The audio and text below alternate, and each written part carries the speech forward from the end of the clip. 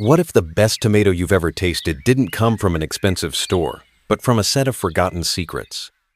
My Italian grandmother grew legendary tomatoes, and her method involved strange rituals, burying them alive, feeding them a potion that smelled so awful the neighbors complained, and tying them up with my grandfather's old t-shirts. These weren't just quirks. This was a forgotten system for creating unbelievable flavor. Today, I'm sharing all 15 of her secrets that modern gardening has left behind. We're going to follow her entire process, starting with the most important decision she made all year, because for her, a tomato's destiny was sealed long before it ever touched the soil. It all began with the seed. The seed and the promise. My grandmother's first secret was that she never bought tomato seeds. For her, the season began where the last one ended with a single perfect tomato saved from the year before. It wasn't just any tomato, but the one that tasted most like itself, the one whose skin held up to the August sun without splitting, whose flesh was deep, blood red, and dense. That was the one she chose to carry the family's legacy. She would scoop its seeds onto wax paper and leave them to dry on a dusty windowsill, turning them over each day. To her, a colorful seed packet was a stranger's promise. Her seeds were a history, a library of stories adapted to her soil for decades. This wasn't about being frugal, it was a direct defiance to a world of anonymous food. She was not just planting a vegetable, she was replanting a story of resilience and flavor. But the most resilient seed in the world is useless if the ground isn't ready, and her real secret to flavor started in the dirt with a bizarre collection of kitchen scraps, including whole fish heads. The sacred ground. Before a single plant went in the ground, Nana spent weeks feeding the soil. "You don't feed the plant," she always said, "you feed the earth that holds it." Her garden bed wasn't a sterile plot of dirt, it was a living pantry for the roots. All winter long, a bucket by the back door collected her secret ingredients. Crushed eggshells went into the soil for strength against blossom end rot. The bitter grounds from the morning's mocha pot were worked in for richness. She even buried fish heads from the market, a trick she swore made the tomatoes sweeter than candy. Today, we buy plastic bags of soil promising perfect results, but Nana built her own, returning to the garden the remnants of the food it gave her. This was the real start of her Sunday sauce, not in the pot, but in the dark, crumbly soil that smelled of life and rain. She built flavor from the ground up. But with the ground perfectly prepared, she would wait, sometimes for weeks, for a specific signal from the night sky. And if she planted before she saw it, she believed the entire crop would fail. When the moon was right, forget the calendar. My grandmother planted her tomatoes based on signs the modern world has forgotten: the feel of the air, the warmth of the soil, and a nod from the moon. While others checked the date, she would walk out after dusk, crumbling earth in her hand to see if it held the day's warmth, a readiness you could feel but not measure. She watched the sky, waiting for the moon to swell from a sliver to a gentle curve. Planting, she insisted, must be done during the waxing moon when the earth's energy was pulling upwards, encouraging strong growth. To the neighbors, it was just an old superstition. But year after year, her plants burst from the ground with a special kind of vigor that theirs lacked. She was part of a silent conversation with the seasons, an ancient rhythm that modern gardeners have tuned out. It wasn't about science, it was about trust. And when that day finally arrived, she planted each seedling with a strange technique that looked like she was burying it alive. Burying the secret. When it was time to plant, she would dig a hole that seemed far too deep. "You have to bury them," she'd whisper, like they're hiding a secret. I would watch as she took a lanky seedling and gently pinched off the lowest sets of leaves, leaving only the top few untouched. Then, she'd lay it in the trench, burying 2/3 of the bare stem deep under the cool, dark soil. To me, it looked like she was smothering it, but she was giving it a hidden advantage. Nana knew that all the tiny fuzzy hairs on a tomato stem held a secret potential. When buried, each one would transform into a new root. It was her way of giving the plant a second root system, a deep and powerful anchor that could find water during the hottest days of August. While other plants struggled at the surface, hers were drawing strength from deep within the ground. But even buried this deep, the plant was vulnerable. So, she gave every single one a personal bodyguard, a fragrant plant that not only protected it but, according to her, fundamentally changed the way the final tomato tasted. The unbreakable friendship. A tomato plant in her garden was never alone. It always had its best friend right beside it, a fragrant, bushy basil plant. For every single tomato she settled into the earth, a tiny basil seedling was tucked in just inches away, a companion for the entire season. This wasn't for looks, it was an ancient alliance. She said the strong, spicy perfume of the basil confused the bad bugs, acting as a living bodyguard that kept pests away. But the friendship ran deeper than protection. Nana swore that as the two plants shared the same soil, their roots intertwining, the basil would lend some of its aromatic oils to the tomato, making it sweeter. It was a destiny that started in the garden and ended in the kitchen. What grows together, goes together, she'd say, knowing the two friends would meet again in her simmering saucepot. This partnership was the heart of her garden. With its roots anchored deep and its friend by its side, the plant was ready to thrive. But to survive the brutal summer heat, it needed a very specific drink, served like a sacred ritual. The morning drink. She watered her tomatoes like she was performing a sacred ritual. It was always done first thing in the morning, with the sun still low in the sky, and never, ever from above. While neighbors set out wasteful sprinklers, Nana would take her old metal watering can and pour a slow, steady stream directly at the base of each plant. Tomatoes get sick from the top down. She'd say, convinced that wet leaves were an open invitation for blight, a fever that could ruin a whole crop overnight. She treated the soil like a sponge, allowing it to soak up the water deep down where the roots were waiting. The timing was just as important. Watering in the morning gave the plants a full day to drink before the afternoon heat arrived. To water at night, she insisted, was like sending a child to bed with wet feet. It invited a chill. This daily ritual wasn't a chore. It was a quiet conversation, a moment of care that protected the plants from a sickness she never wanted to fight. With deep roots and a morning drink, the plants began to surge upwards. But this rapid growth meant they would soon be too heavy to stand on their own and would need support you could never find in a store. The old man's t-shirt.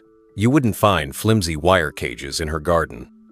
Her tomatoes were held up with thick wooden stakes, often old broom handles or fallen branches, driven deep into the earth like fence posts. She knew a summer thunderstorm could flatten a lesser support, and she built her garden to endure. But the real secret wasn't the stake, it was the tie. Instead of harsh twine or wire that could strangle a growing stem, she used strips of my grandfather's old, soft t-shirts. She would sit on the back steps, methodically cutting the worn-out cotton into long, 1-inch ribbons. These soft strips had a gentle give, expanding with the plant as it thickened. It was the perfect embrace, strong enough to hold the plant steady, but soft enough to never leave a scar. To her, it was common sense. Why buy something that would hurt the plant when you had something better, softened by years of wear, ready for one final purpose? Secured to its sturdy mast, the plant was safe from any storm. But this new security created a different problem. The plant began to grow wild. And a wild plant, she knew, was a wasteful plant that would never produce the best fruit. Nana's tough love. To a stranger, it looked cruel. She would walk down the rows, her fingers moving with ruthless precision, pinching off perfectly healthy-looking stems and tossing them aside. She called it tough love. She was hunting for what she called suckers, the little shoots that spring up in the joint where a branch meets the main stem. If you let them go, she explained, they would steal precious energy from the rest of the plant. A tomato plant, she believed, only has so much heart to give. It could either waste its strength making a jungle of green leaves and tiny forgettable fruits, or it could pour every bit of its power into a handful of deep red, flavor-packed tomatoes. Her goal wasn't to grow the biggest bush, it was to grow the best tomato. Every pinch was a deliberate sacrifice to channel the plant's life force directly into the fruit. The plant was now lean and focused, ready to produce. But to create that deep, rich flavor, it needed one final boost, a secret fertilizer so potent and so foul-smelling that the neighbors would complain. The potion that smelled awful. Once a week, she would bring out a bucket of what she called tomato tea. It smelled awful, but the plants treated it like liquid gold. The concoction brewed in a dented metal pail behind the shed, a murky mix of pulled weeds, kitchen scraps, and rainwater left to ferment under the summer sun until it bubbled with life. The smell was earthy and intense, the kind of potent aroma that made you hold your breath. To anyone else, it was a bucket of rot. To her, it was pure power. She would dilute the dark, nutrient-rich liquid until it was the color of weak tea, then carefully pour a cupful around the base of each plant. This was not a gentle feeding. This was a jolt of life, a dose of pure, organic energy she swore was the secret to turning blossoms into heavy fruit. While modern gardeners reached for neat, odorless blue crystals, Nana put her faith in this foul-smelling brew because she knew it was alive. She was feeding the soil a meal so rich it fueled an explosion of growth. But even this potion couldn't provide the one ingredient that truly creates flavor, an ingredient the tomatoes had to worship all day long. The sun worshippers. Tomatoes are just jars of sunshine. She used to say, you can't cheat them out of a single ray. This wasn't a technique, it was the single most important rule in her garden. Before she ever broke ground, she would stand in the yard and watch the sun's path across the sky, mapping its journey from dawn until dusk. The spot bathed in sunlight for the longest at least 8 full hours was where the tomatoes would live. To her, the sun was the main ingredient, the master alchemist. The sweetness, the acidity, that unmistakable taste of a real tomato, it was all just liquid sunlight, stored in a round, red vessel. A tomato that grew in the shade might look the part, she'd argue, but it would taste like a pale memory, like red water. You could have the best soil and the cleanest water, but without that intense, all-day sun, you would never have true flavor in the battle against the blandness of supermarket produce. Day after day, the plants would soak in the heat, becoming so strong and healthy that they were now the most tempting target in the entire neighborhood. And soon enough, the uninvited guests began to arrive. The war on bugs. When pests showed up, Nana did not reach for a spray bottle with a skull on it. She fought back with something she made in her own kitchen. Her war on bugs was a quiet and patient one, waged at dawn and dusk with the entire year's harvest on the line.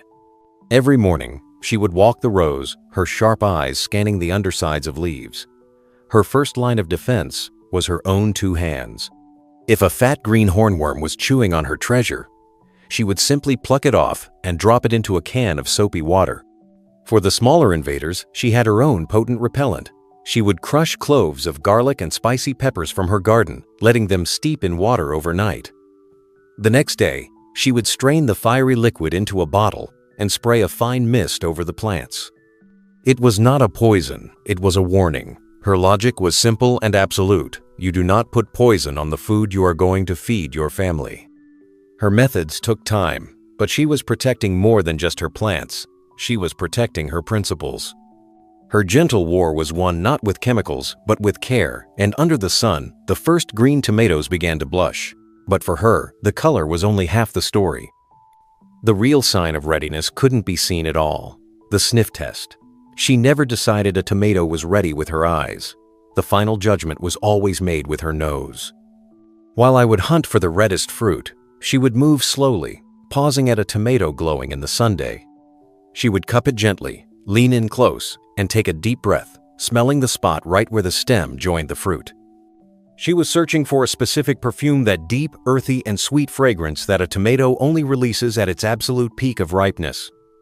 It was the scent of the sun and soil, the aromatic announcement that the fruit was ready. If that scent was missing, if it smelled only green and grassy, she would leave it on the vine, no matter how red it was. She knew that color could lie. Supermarket tomatoes were bred to turn red on a truck, but they were hollow inside, never having earned their scent. For her, the fragrance was the tomato's soul, a sign that the sun and the soil had finished their work.